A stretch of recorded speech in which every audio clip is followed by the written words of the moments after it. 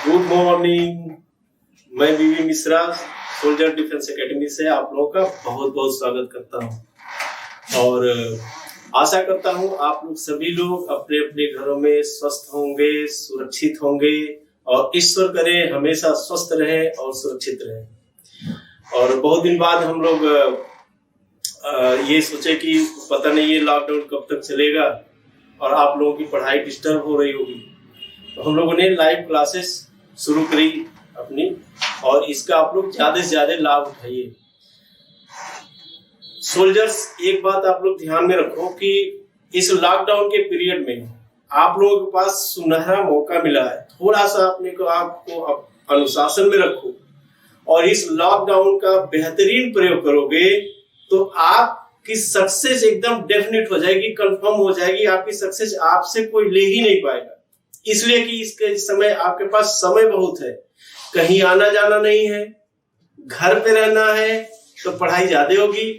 वही जो आप सोशल मीडिया में इस समय ज्यादा जा रहे हो, तो जाओ आप सोशल मीडिया में अपनी स्टडी के लिए जाओ, क्लासेस चल रही हैं, इसको आप लोग बेहतरीन ढंग से ज्यादा प्रैक्टिस में लेके आओ और अपनी सक्सेस को आप लोग बिल्कुल पक्की कर लो।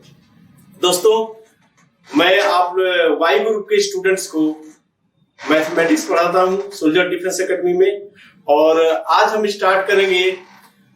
जितने भी स्टूडेंट्स हैं, देखो मैथमेटिक्स बहुत ऐसा नहीं कि वाई ग्रुप में मैथमेटिक्स बहुत ही टफ आती है।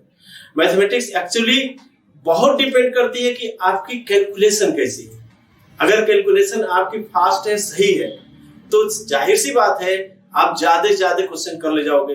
होता कभी कभी ये है कि आप सवाल तो आते हैं आपको, लेकिन कैलकुलेशन आपकी वही जो ट्रेडिशनल रही है, वो कैलकुलेशन इतनी सतही चलती है, जिसके कारण क्या होता है, सवाल तो करते हो लेकिन टाइम ओवर और सवाल छूट जाते हैं। बाद में आप कहते हो कि ये तो यार आ रहा था हमको, ये वाला भी आ रहा था, ये वाला भी आ रहा था, कि ये क्यों नहीं, क्योंकि टाइम नहीं मिला। तो आज हम आप लोगों को अपने इस लेक्चर में कुछ बेसिक कैलकुलेशन की ट्रिक बताएंगे, बेसिक कैलकुलेशन का कॉन्सेप्ट बताएंगे। न केवल वो पार्टिकुलर कैलकुलेशन में जो सवाल आते हैं, जैसे सिंप्लीफिकेशन में आता है, उसको करोगे, बल्कि हर चैप्टर में इसकी आप प्रैक्टिस कर लोगे तो आपकी मैथ को ये फटाफट कराएगा एकदम 100%। आइए स्टार्ट करते हैं। Basic calculation 1, basic calculation. तो यहाँ पे बेसिक कैलकुलेशन का मतलब क्या, वाई ग्रुप में, वाई ग्रुप में अरिथमेटिक आती है, मेंसुरेशन आता है, ट्रिग्नोमेट्री आती है और आपकी प्रोबेबिलिटी आती है।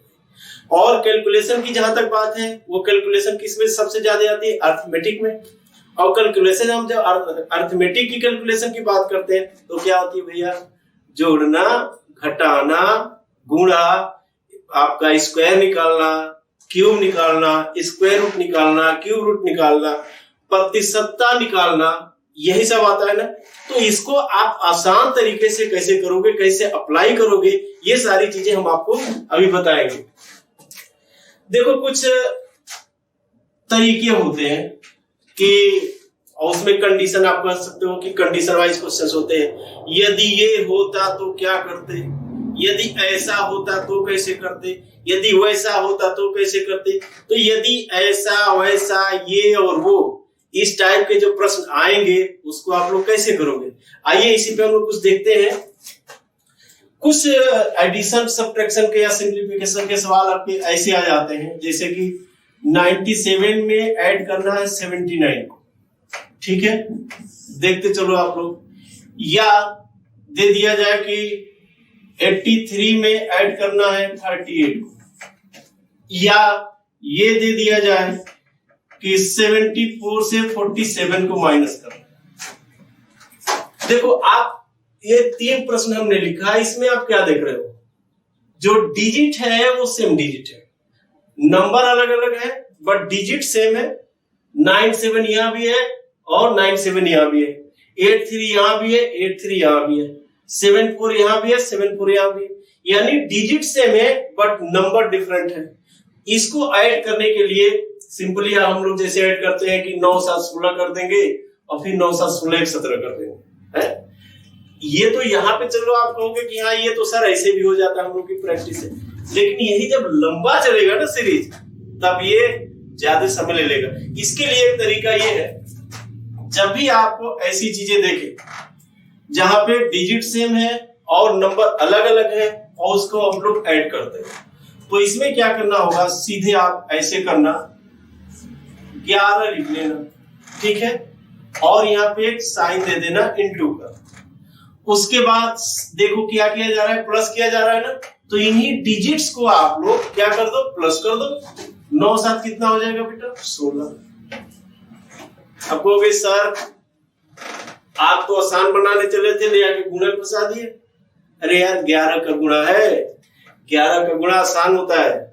अच्छा बताओ, किसी भी संख्या का 10 से गुणा आसान होता है कि नहीं, होता है ना? तो जब आप 10 से गुणा कर रहे हो, आप ये कह सकते हो कि हमें 11 वस्तुएं खरीदनी है ना? ऐसे या ये 11 हमने कलम खरीदने हैं जिसकी प्राइस एक की 16 रुपए है। आप गए दुकान के पास और आपने कहा कि भैया हमको 11 पेन दे दो। दुकानदार ने कहा ये पेन 16 रुपए की है। आपने कहा ठीक है, तो एक काम करो हमको 10 दे दो। आप बताओ 10 कलमों की 16 रुपए प्रति कलम के हिसाब से पैसे कितने हो गए, 160 रुपए हो गए ना। फिर आपने कहा नहीं भाई एक और दे दो, तो 16 रुपए आप और दोगे उसको। अब कितना हो गया, 160 में 16 ऐड कर दो, तो 60 10 70 6 76, यानी कितना आ जाएगा 176। ठीक, ये हम अभी बता रहे हैं आपको, तो ये टाइम तो लगेगा ना, कॉन्सेप्ट बता रहा हूं, लेकिन जब आप प्रैक्टिस करोगे तो यही ओरली करोगे, पेन नहीं चलेगा। प्रैक्टिस करके देखो। इसी को यदि हम यहाँ पे सॉल्व करें, 83 प्लस 38 करना क्या है, तो 11 को ले लेना है, उसके बाद इनटू का साइन रखो, फिर क्या करना है, इन दोनों नंबर को जोड़ दो भैया, 8 3 11, और 11 का वर्ग तो याद है ना 121, हो गया आंसर।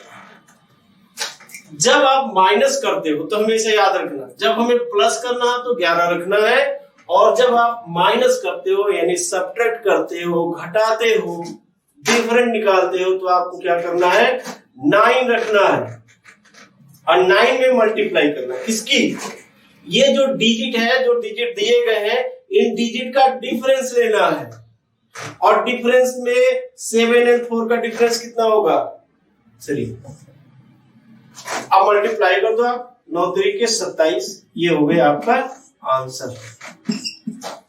ठीक है, तो इसको आप लोग ध्यान में रखोगे तो आप क्वेश्चन इस पे कैसे कर सकते हो, आओ एक एग्जांपल से देखें। एक चीज और ध्यान में रखना, आप ये भी ध्यान में देना कि नंबर बड़ा है छोटा है तो उसका साइन वही लगेगा।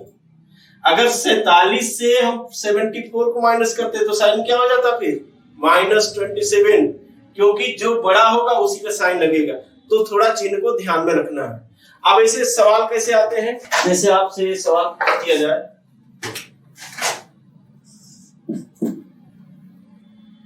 uh, 75 plus 57 minus 84 minus 24 plus 48 plus 73 plus 37 plus या माइनस ले लो 62 माइनस 26 एंड प्लस 31 प्लस 30। ठीक है, इसको आपको सॉल्व करना है। तो अगर आप पर्टिकुलर जोड़ते घटाते जाओगे तो समय लगेगा ना। आप देखो मजे कैसे, वो जो अभी मैंने आपको कॉन्सेप्ट बताया है, इस पे उसे कैसे अप्लाई करोगे आप, सॉल्यूशन कैसे होगा इसका। देखो सबसे पहले आपने क्या देखना है कि नंबर हमारे जो दिए गए हैं क्या उन नंबर की डिजिट सेम है। आप देखो 75 है, 57 है, 57 57 84 84 37 37 62 62 31 31, यानी यहाँ पे आप देख रहे हो कि जो डिजिट्स दी गई है वो सेम है संख्याओं में। तो हमें क्या करना है, और चिन्ह भी सेम है भाई, प्लस प्लस जोड़ते हो आप, माइनस माइनस जोड़ते हो, यही होता है ना, प्लस प्लस घटता नहीं, माइनस माइनस घटता नहीं, सही बात है।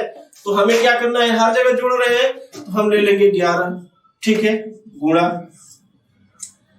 अब ये देखेंगे प्लस वाले कितने हैं, उनको एक साथ ले गया। तो यहाँ पे हमने क्या कहा था कि डिजिट को जोड़ेंगे, 11 तुमने कॉमन ले लिया, डिजिट जोड़ेंगे, 7 और 5 कितना हो गया भैया 12। ठीक है, अब देखो 8 और 4 दोनों माइनस है, जुड़ेगा, 8 और 4 कितना हो गया तो -12 हो गया।